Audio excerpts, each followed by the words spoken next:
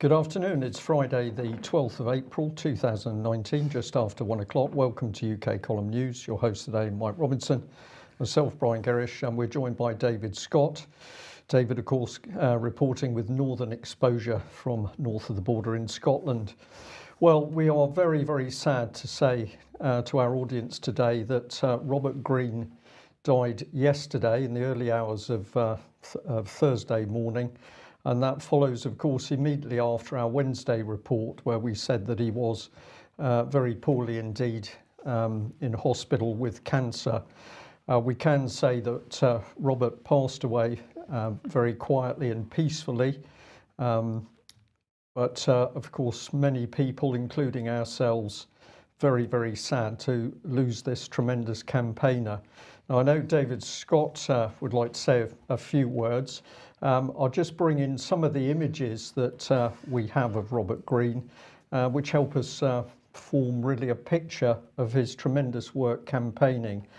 And of course, we must go back to the really outstanding work that Robert Greene did to highlight the case of Holly Gregg. This is a family that Robert supported over many years to try and get justice for Holly Gregg following her abuse. And Robert certainly paid the price, because ultimately he was to be put in prison. This was a lighter note because we reported that he'd left Aberdeen Court with 250 hours community service.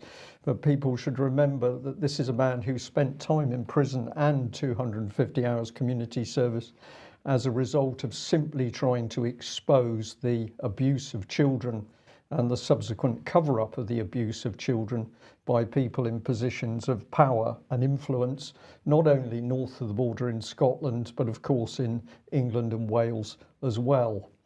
Now, Robert was quite a character. Many people will know, of course, that he was very keen on playing the guitar, and he was particularly keen on singing.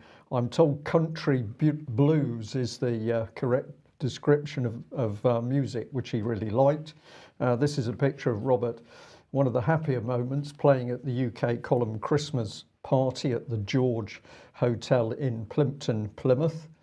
And somebody sent us this interesting little anecdote here that apparently whilst he was in prison in Scotland, the prison officers loved Robert playing guitar and asked him to do so.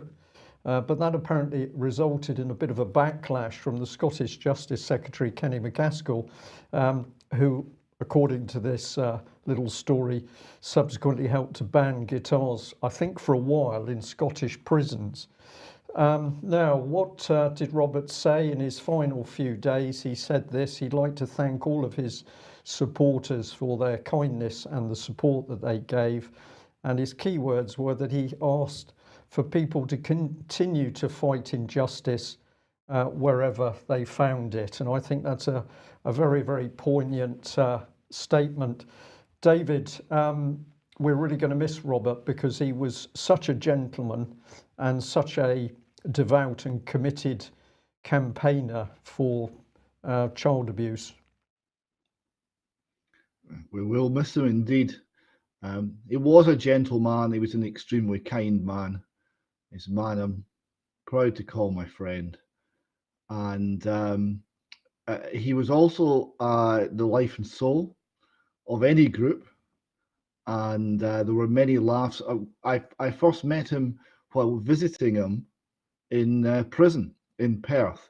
The second time he was thrown into jail, which seemed to be simply because the authorities were frightened he might release the names of the members of the Violate Club, the fetish club founded by an elderly lawyer. And he served 96 days in remand in Perth. And I went to see him on many of those. And every visit, despite the circumstances, every visit was full of laughter and a lightness of heart and a courage that inspired many. His musical tastes were slightly tangential to mine, but we share the love of the blues. And he on the journey back south, taking him home to Warrington after he was released from prison, we were talking about his musical tastes, and he said that he had once met Sister Rosetta Tharpe, the blues and gospel singer, and he was so impressed and overawed by this, he was dumbstruck and couldn't even say hello. So if you can imagine Robert Greene dumbstruck, I think that was the only time it ever happened. Okay. David, thank you for that. I'll just say that we have been receiving a lot of emails from people saying how sad they are that Robert has passed away. This is just one of them, where a lady has said to us that she's written a little paragraph to the House of Lords asking if they'd heard about Robert Greene, that he campaigned for justice for Holly Gregg, who was abused in Scotland, and that Robert went to prison for distributing leaflets in Perth, Scotland, when he was standing for Parliament to publicise the Holly Gregg case.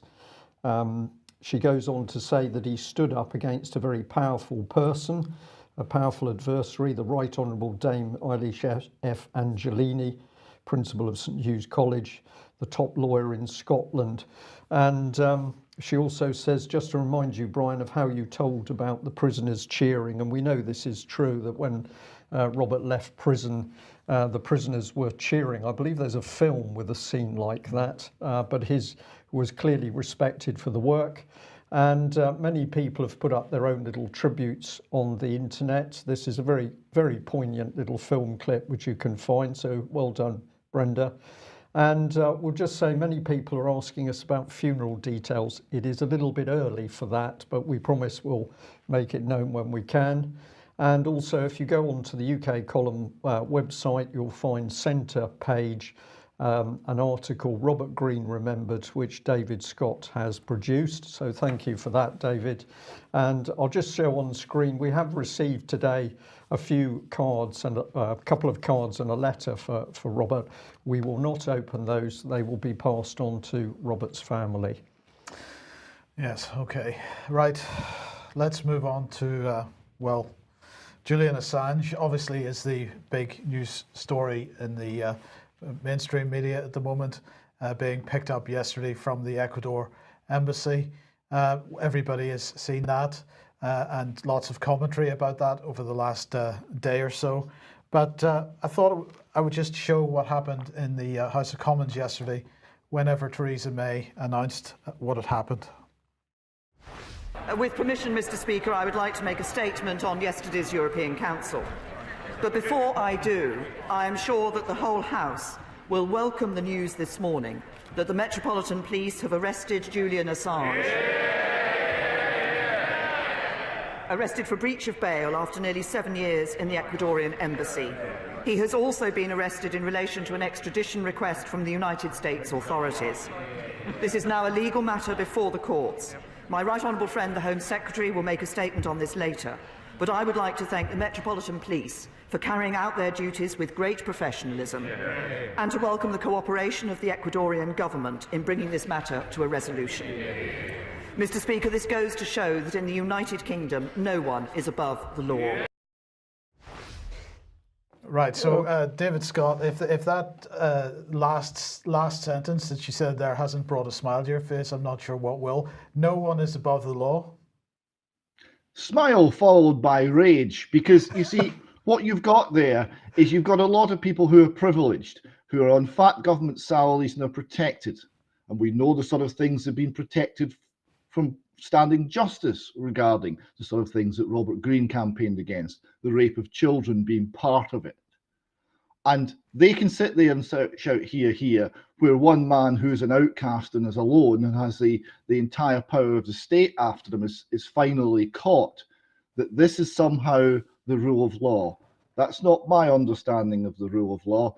The law should apply to everybody, the great and the good, and to some extent in proportion to what is expected of them. Those who claim to rule over us, who claim the right and the power to rule over us, should be held to the very highest standards, and that's not happening. So yes, I don't like that, this baying mob talking about one man. Indeed, and I just we're going to come on to mainstream media coverage in a minute, but I mean, I just wanted to get your thoughts on Assange, on WikiLeaks, and what he represents, because he says that he is a publisher. WikiLeaks is a publisher. He hasn't actually to my knowledge, and in any case, he's entitled to be considered innocent until proven guilty. He is not guilty of actually leaking any information or hacking anything. I'm not clear. This absolutely, and many people have said this, seems to be an attack on whistleblowing as in principle.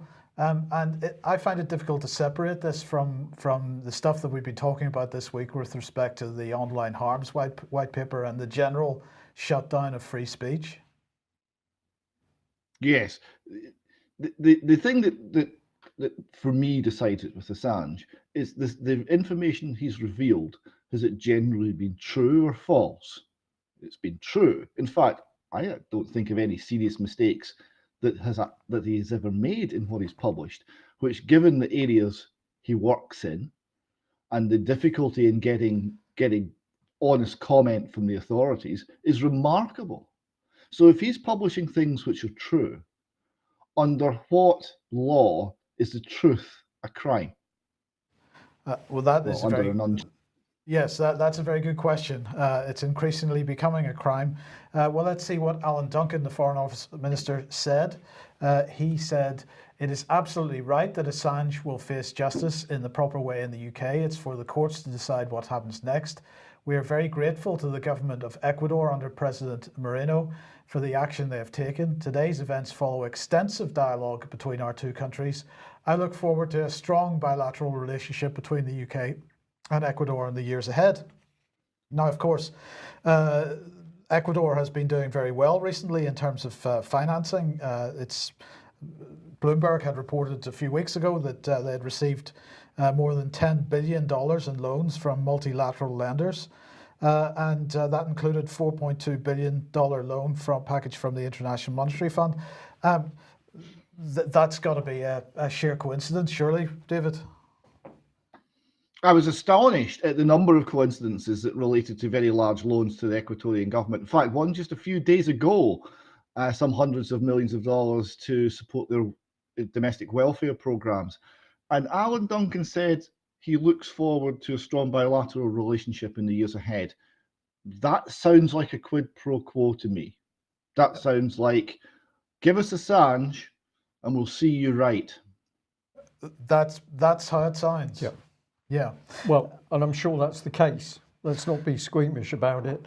Ecuador's been bought off, and the timing at the moment is just incredible, isn't it? Absolutely, absolutely. So, well, I just wanted to highlight the Daily Mail here because the Daily Mail in particular, Brian, for me, stands out as being the most despicable newspaper publication in the UK at the moment. And the reason is because if we go back to 2011 when the Leveson inquiry was going on, and just to remind everybody, the Leveson inquiry was an attack by the British government on the freedom of the press in this country. And it was the Daily Mail, under its previous editor, that took up the cudgel and really went after the Leveson inquiry and exposed it for what it was. 13 pages in the Daily Mail, they took a stand, a brave stand at that time. And here we have today's front page. That'll wipe the smile off his face. So they are attacking Assange, absolutely, apparently not appreciating the implications that this has for the Daily Mail itself and every other publisher in the UK. Nonetheless, that'll wipe the smile off his face. My question is, what has happened to the Mail since Paul Dacre left the company? Because, in an editorial sense, because it has done 180 degrees, as far as I can see, in general, in terms of its editorial policy. But the Daily Mail also takes the biscuit for the most pathetic piece of fake news with respect to this story, and that was on yesterday's Mail Online. And this is what they published. Muckipedia. Julian Assange smeared feces on walls of Ecuador's London embassy during his 7-year stay, country's Interior Ministry claims, following Wikipedia founder's arrest. Now, David, can you see the deliberate mistake in that particular headline? You're utterly speechless. I'm astounded. What is this? Right. First, well, it's not Wikipedia for the start. Exactly. It's WikiLeaks. Exactly. Right, and then And in Muckipedia, what is that trying to say? Who writes this rubbish? Right. So my question then, David, is, what has become of the Daily Mail?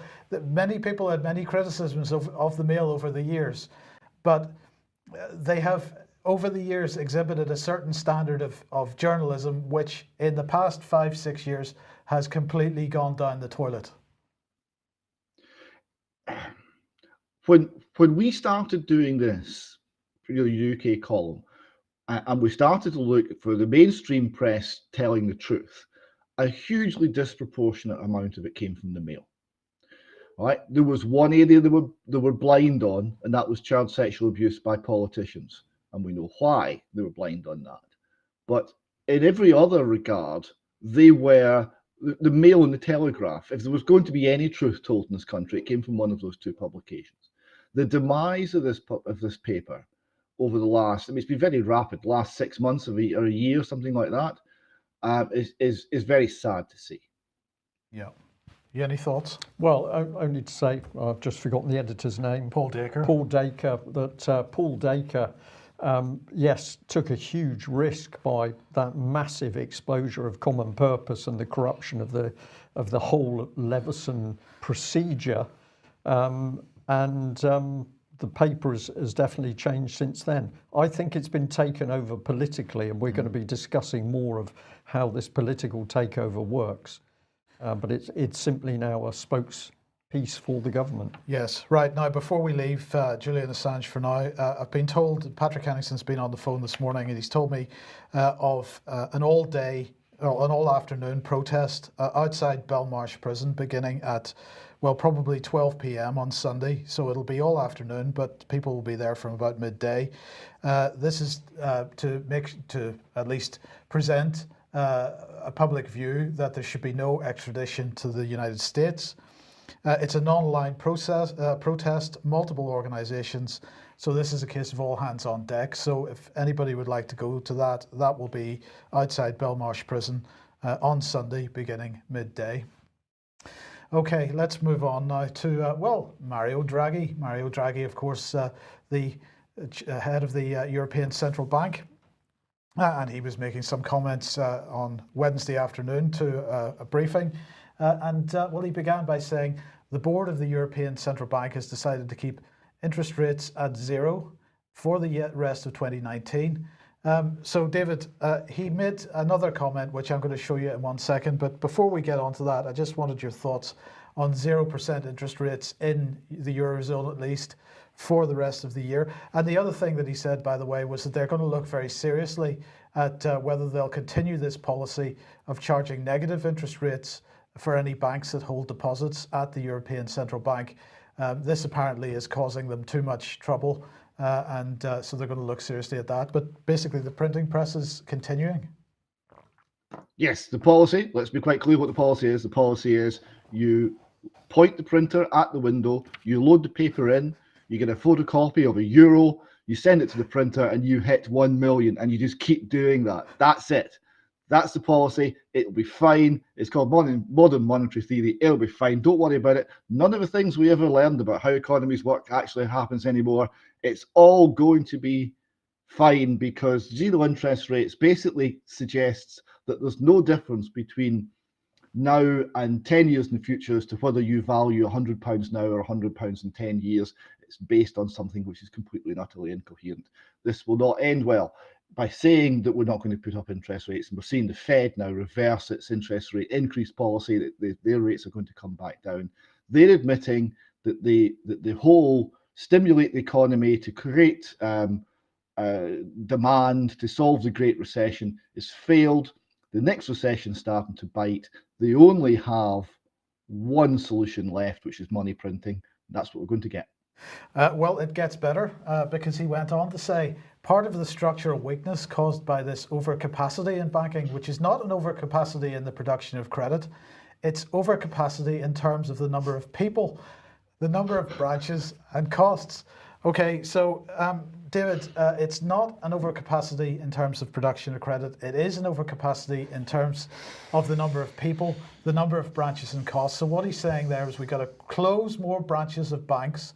This, of course, has the impact of making cash less available. So we're heading more and more towards a cashless situation. In a cashless situation, of course, there can be no run on the bank as such, because the bank simply switches off the ability to use your cards whenever it suits them, or they can put limits, credit controls on what you do. So this is a pretty dangerous statement, in my opinion. Yes, it shows that the banking industry is morphing into something we haven't seen before. This is all new territory. I mean, zero interest rates were impossible until they've suddenly been made possible by central banks. The whole purposes of central banks is to make sure that the inflation happens uniformly, so that there aren't bank runs, and to regulate the system. It's to regulate the theft from individual savers and individual people. It's well-regulated theft. That's the policy. Well, and it gets more interesting, because here we've got exchange news, and also that looks like zero hedge on the right-hand side there. Central bank gold reserves will be deemed equivalent to cash. What's going on here? Well, this happened. This was actually a very interesting story that came along on Brexit Day. That was the first Brexit Day, to differentiate it from all the other Brexit days. The 29th of March, the Bank of International Settlements decided that they would move gold from a tier 3 reserve asset to just a tier 1 reserve asset. So it's now held on bank balance sheets at 100% of its value, as opposed to 50% of its value. So the banks that are holding a lot of gold have suddenly got a hugely increased asset base from which they can generate more loans. Apparently, this means that the Russian banks, if they wanted to, could put an extra several trillion, 4 trillion rubles into the Russian economy, because their gold reserves have gone up so much in nominal value. So that would be an interesting development. Gold is money. Who knew? Well, yes, indeed. And China, of course, Russia and China have been buying up physical gold, real physical gold. So they're probably in a better position than most. But is this an indication that the banks are feeling the need to shore up their balance sheets with real physical metal because, well, things are approaching a cliff edge, perhaps? At the end of the day, there is only real physical metal, because everything else is based on confidence and paper. At the end of the day, when the situation really gets bad, you're left with gold, and you're left with silver, and you're left with nothing else. So the fact that this is being remonetized by the Western banking system, I think, is significant. There was a wonderful video some years ago by Dominic Frisby called Debt Bomb, where he was presenting a song in the person of the President of the United States, doing a State of the Union speech, and they had 2 strippers beside him. And when they'd finished the dance, all that was left was gold coins covering the bare essentials. And that's a metaphor for our financial system. At the end of the day, all you have left is gold. Yes. Okay. Well, now Adam Gary on Eurasia Future has published this. We are all Julian Assange, and he's saying international law, the guarantee on human rights, and the right to free speech, the right to blow the whistle on criminality, and the right to freely publish all exist in theory, but they do not exist in practice. A cost-benefit analysis taken by the state in order to determine whose freedom is worth spending time, money, and effort in order to stifle, and whose freedom is simply not worth expending effort on in order to quash. So he talks about the monopoly on violence, and he's saying if someone challenges authority by confiding in a family member of his or her disdain at the powers that be, few states would enforce their will against such an individual, for the very simple reason that the individual's free expression is known only to one person or a very small group of people who have no desire to amplify the initial expression. If one uses his or her freedom to shout anti-authority statements on the pavement, such a person may experience a temporary and largely inconsequential punishment, a small fine or so on. This is the case because it would typically not be worth the while of the state to severely punish someone who had the potential to influence a very few people passing by on the street. If, however, one uses large media platforms, including this and especially the internet, to spread anti-authority messages to the wider public, something will most certainly be done by the state to punish the person And he says that there are several options when confronting someone using their freedom to loudly amplify such an anti-authority message. They can erode the individual's credibility through personal attacks. They can bribe the individual. They can use state power over capital to harm economic welfare. They can arrest, try and punish the individual based on falsehoods or technicalities. They can arrest, try and punish the individual by plainly calling him a traitor, security threat, or a terrorist. Or they can punish or molest their family and friends of the individual in question. And then he ends by saying, if masses of people were able to exercise their freedoms to challenge state authority, eventually the state would collapse. This is known as the revolution, or in some cases a popular coup. Therefore, in order for a state with a discontented population to survive, it will eventually use its monopoly on violence to stifle those who exercise freedom to challenge authority. He has some good points there, David, does he not? That's an excellent and very insightful piece. I like that a lot. This the idea of cost-benefit analysis. In Scotland, we've seen this in terms of what happens before the courts. Well, the verdict will be the verdict that fits, not the truth, not justice, not right, but the one that's convenient, that fits the narrative. The narrative is the state as a large warm blanket giving you a hug. If you say something that is against that narrative, you will be found guilty on some basis, probably breach of the peace, because you are challenging the authority and you're challenging the understanding. The fact that you might be telling the truth, it doesn't seem to factor. Absolutely. So we would encourage everybody to go and look at that article. But why am I bringing that in now? Well, of course, this week we've been talking about the shutdown of free speech in the UK, particularly following the release of the Online Harms white paper by the Department for Culture, Media, Sport and the Home Office on Monday. Well, apparently newspaper editors have been writing to the Department of Culture, Digital Media and Sport to try and get some clarification on the implications for them. And they've had a letter back from Jeremy Wright, who's the Secretary of State for Digital Culture, Media and Sport. And he says, Dear Ian, thank you for your letter of 23rd of March regarding the government's Online Harms white paper and press regulation. He goes on to say this. As you know, we published the white paper this week, and I want to reassure you that the government's stance on press regulation has not changed.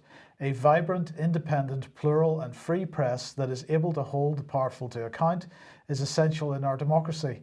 The white paper sets out an ambitious and comprehensive regulatory framework for tackling online harms, establishing a duty of care between companies and their users, and requiring them to take proportionate and reasonable steps to protect users from harm on their services.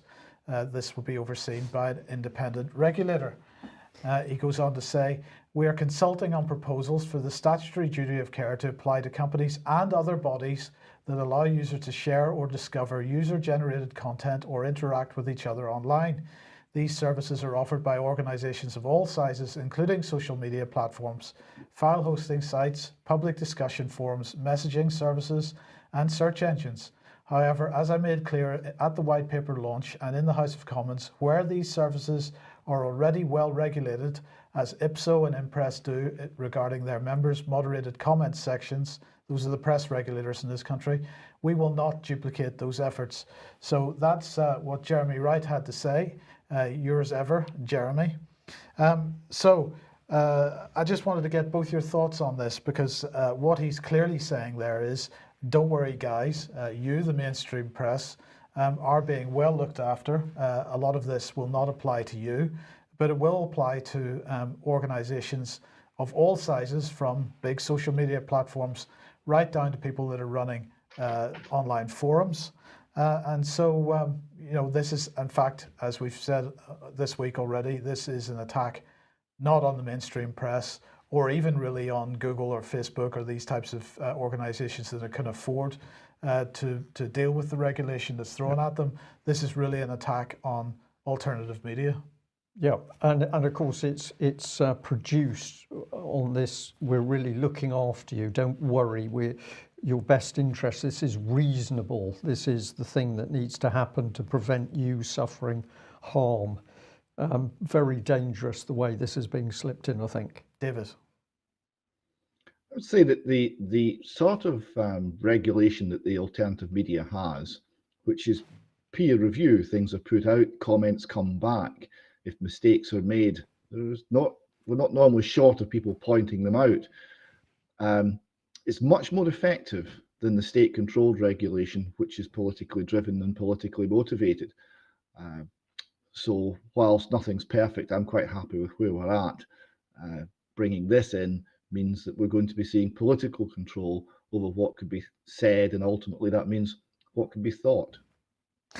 Absolutely right. Now, I just want to point everybody to this on the UK Column website. You will get this at ukcolumn.org/censored.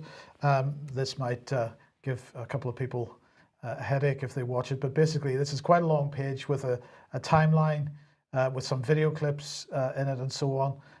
And basically I'm asking the question, how did we get to this point? And so the point of the source point that I've chosen is David Cameron's speech to the United Nations General Assembly in 2014.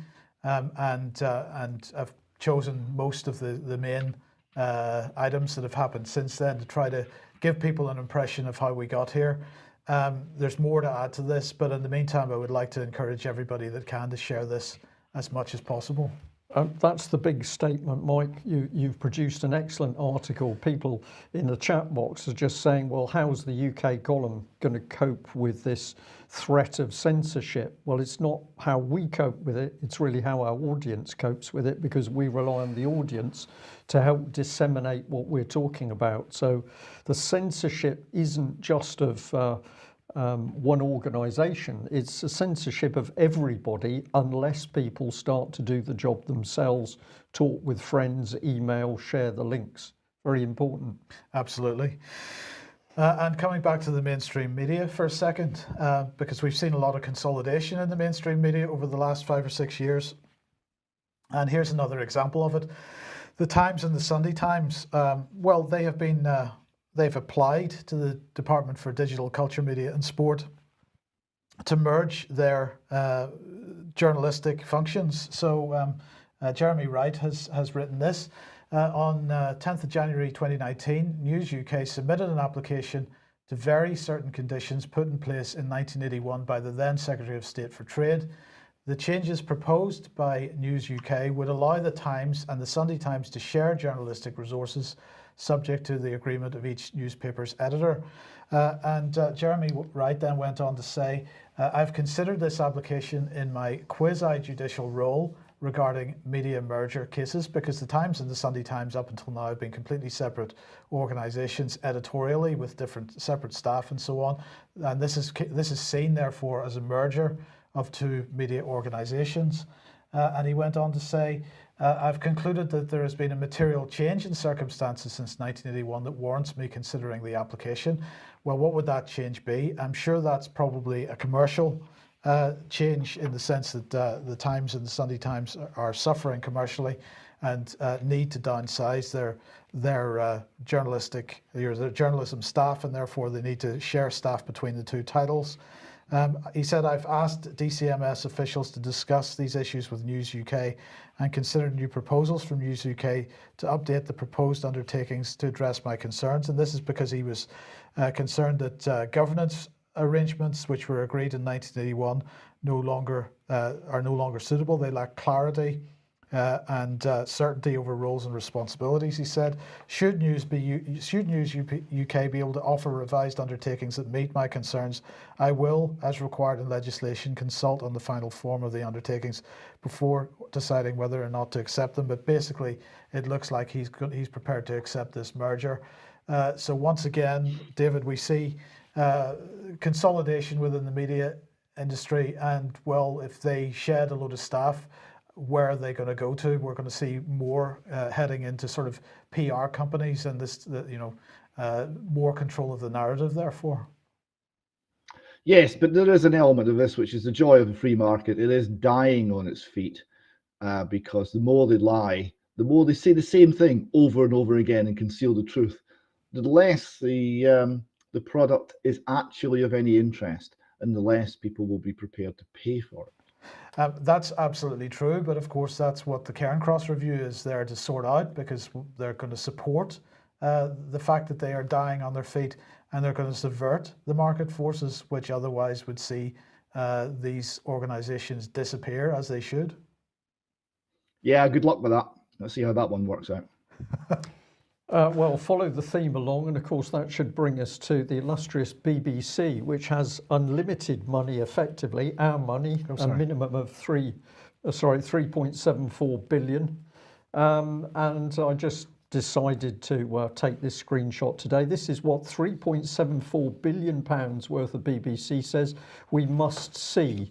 Well, we've got to see a dishevelled Assange, and we've got the option of watching BBC Breakfast. I don't know why anybody would want to watch that, or we can listen to the Today programme. Well, that'll be as biased as usual.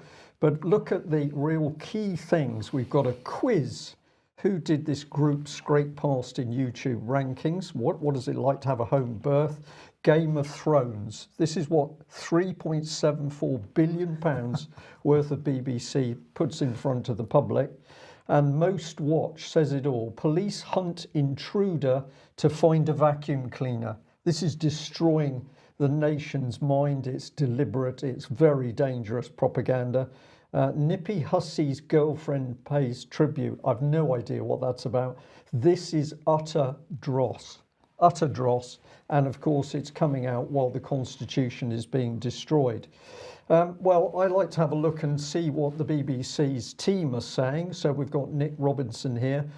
He was giving a well done on his Twitter page to @BBC Mark Mardell. Excellent listen. This is all about podcasts, and there's a competition going on. And the BBC's entry, or maybe they won it, I couldn't really be bothered to see, but is Brexit a love story? So I decided I'd actually post something up. I said, does BBC News Brexit love story mention the words lies, deceit, treason? Did your BBC team do any research into the dirty dealings of Conservatives and PM Ted Heath? British public deceived and betrayed, exposed in great detail in EU or corporatist racket. And I put a link there to Dave Barmby's book. This is an example of what people can do. No need to be rude or unpleasant. Simply challenge these people to their face on their home ground. Now, BBC's not interested in the Constitution or treason, but I have to say that Frederick Forsyth has put a very good article in the Express. This House of Fools is in the process of trashing our Constitution. And he asked some very good questions. I'll come on to those at the moment. But as I was sourcing this article, this came onto my screen, which is the Cabinet Office tweeting out that 1,013 to 16-year-olds are learning about, quote, our democracy and sharing what they learn with their peers as part of Democracy Ambassadors Programme delivered in partnership by Cabinet Office. So the Cabinet Office is destroying the Constitution. Many would say that's treason. And what are they pushing out? Propaganda that they're helping to stand up for democracy by introducing more laws on freedom of speech, presumably, Mike. Yep. Well, this is what Frederick, or some of what he said. It's one of the vanities of fools to say that we Brits have no constitution, or if we do, that it's unwritten, both a poppycock, because of course we do have a written constitution. There is nothing unwritten about Magna Carta, sealed by King John in 1215, against his wishes in the meadow by the Thames just outside London. Also written is the Bill of Rights 1689, copied almost verbatim by the Americans 80 years later and the French 100 years after us. These two include the two solemn oaths sworn to us all in 1952 and 1953 by the Queen, the oath of accession and her coronation oath. So these were sworn to us as the sovereign, and the people are sovereign, not Parliament. In the backstop, Her Majesty's Kingdom is cut in two with a vertical border running north-south down the Irish Sea, all to prevent a lorry chugging through Dundalk having its cargo examined. But at that point, at the point where it came before Her Majesty for the royal assent, she would not be able to sign it without breaching her oaths to us, which she could not or would not do, for it would put her in a state of perjury, and, quote, that would be treason. I just wanted to put over the top of that, but we need to remember that the treason is committed in simply conspiring to undermine the Constitution, which is exactly what the deep state and the Cabinet Office have been doing. And failing to stop the conspiracy, once people know, is the crime of misprision of treason. So Frederick is being very accurate in what he's bringing to the surface, but I think we need to be a lot harder in saying what we're witnessing is treason. We're seeing the Constitution deliberately destroyed. And how is it being done? Well, let's come back to this young lady tweeted out by the Cabinet Office, because what viewers and listeners need to go and look at is the key organisation on this tweet, Young Citizens. What are they doing? Well, they've got a vision that the society is going to be fair and innovative. It's going to be, inclusive. It's going to be based on strong and secure democracy in which every person achieves full potential. This is the dream. This is the utopia dream we've seen before. Our mission to help make this reality. And they're going to go for young people. Work creates an impact, and this is what they're boasting about. 80% of secondary schools have used our programs or teaching materials. 300,000 secondary school children taken part. 90,000 young people been direct beneficiaries. 2,650 volunteers. 15,500 virtually primary school teachers have been trained by our team over the past decade, with 24 staff. This is pretty amazing stuff, Mike. Let's get in a bit deeper. Who are the partners? Well, it's fascinating. Centrica Energy and National Grid are worried about democracy and the Constitution, apparently. A lot of law firms. Now, I tried to phone Young Citizens this morning to ask them whether they were teaching the Constitution and common law. Couldn't get any sensible replies. I'm still waiting for a call back. Interesting, one of the children was very excited. She'd received some sort of commendation by Sherry Blair. Great, isn't it? And financial partners, banks. We've got Barclays, JP Morgan. I think Chase is in there somewhere. 3M, on it goes. So these are the people driving democracy. But this one I found really interesting. This is the chair of the organisation, Dr. Edge Watcham. Managing Director of Parliament's Participation Team. She's previously Head of Education in 2015, delivering Parliament's first ever dedicated education centre. More recently, as a Director of the House of Commons, she led, quote, a people development programme for 2,500 staff, focusing on organisational behaviours, management capability and leadership development. And she comes from a background with the General Teaching Council, Citizenship Foundation, serves as a magistrate in North Essex, and is a fellow of the Royal Society of Arts and the Westminster Abbey Institute. David, I find this very, very, I'm going to use the word sinister. We've got the government running a programme to change the way not only adults think, but children think. The mob that you described baying for the blood of Assange, and they are running this massive campaign to, it's brainwashing our youngsters to believe Parliament's version of the Constitution. This is immensely dangerous stuff. Exactly so, and it, the first thing that occurs to me is the finding from the Supreme Court when they were looking at the named person scheme. I'd just like to read out paragraph 73. I think it's relevant. They said, the first thing that a totalitarian regime tries to do is to get at the children, to distance them from the subversive varied influence of their families and indoctrinate them in the ruler's view of the world. Yeah, indeed. One thing's for sure, we will continue digging on this subject. I'll be very interested to see whether I do get a call back from that organisation, because my first question is going to be, do you teach common law? Right, look, we're right out of time, but I want to just remind everybody that Robert Stewart is running a crowdfunder at the moment for a documentary on saving Syria's children. This was the BBC's so-called documentary about an alleged napalm attack in Syria, which didn't seem to happen. And the BBC, of course, embedded with jihadists, it seems, in the production of that. And so he is raising money in order to have a documentary made for that. If anybody would like to contribute, have a search on Indiegogo for Saving Syria's Children, and you will get that.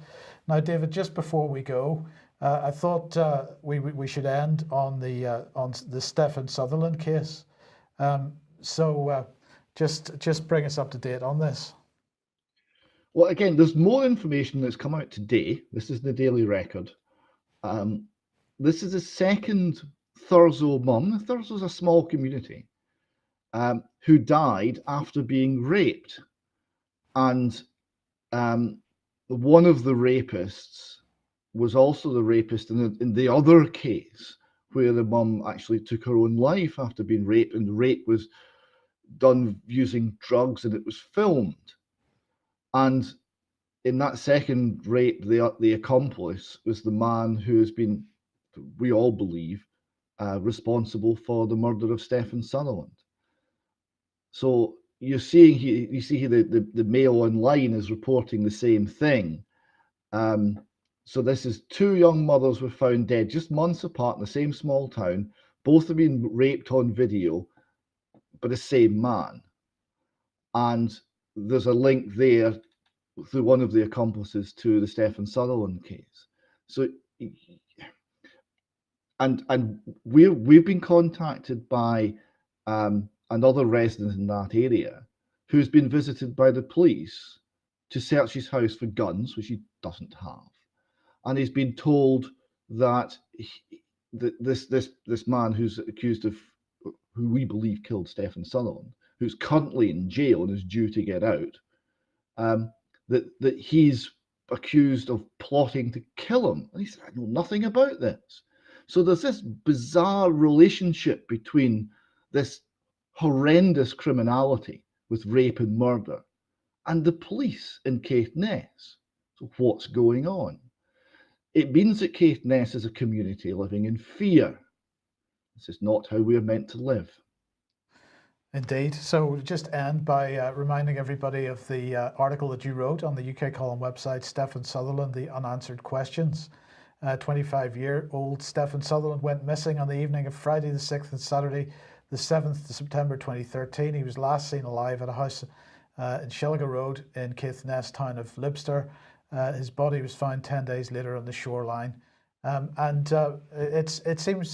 It just seems incredible that this still has not been solved after this amount of time.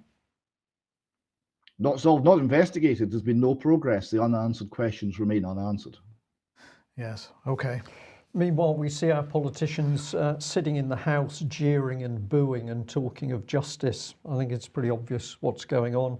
And once again, I'm going to say that, of course, Conservative MP Nick Bowles, as was, and another Conservative parliamentary candidate, Danny Kruger, both said to public record just a few years ago that the Conservatives plan to introduce creative destruction and chaos in Britain's public services and institutions. We are watching it. We should not be surprised. That's it for today's news. Thank you very much for joining us. Thank you to the people again who've sent in cards for Robert Greene. If people would like to do that, we shall pass those cards and communications on to Robert's family. I'm sure they will be much appreciated. We'd also like to say that if you value the UK column and you're not a subscriber or somebody who's donated, we do need your financial support to continue. And in light of the looming censorship, we're going to need more of that support in the future if we have to diversify how we get our news out in the dictatorship, which is clearly Theresa May's Britain 2019. Thanks for joining us. Bye-bye. Bye-bye.